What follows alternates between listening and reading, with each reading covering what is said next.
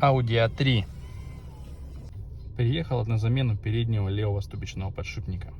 Перед тем, как загнать машину в бокс, заполняем вот такой бланк. А сейчас, так как автомобиль диагностировали не в стенах ДАС автосервиса, мы убедимся в том, что есть какой-то гул. Действительно гудит, похоже, спереди, слева.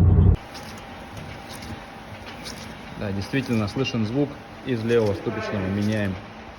Новый ступичный на месте.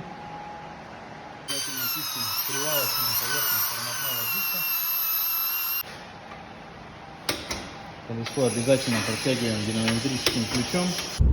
Так, подшипник заменен. Все отлично, никаких звуков. Машину можно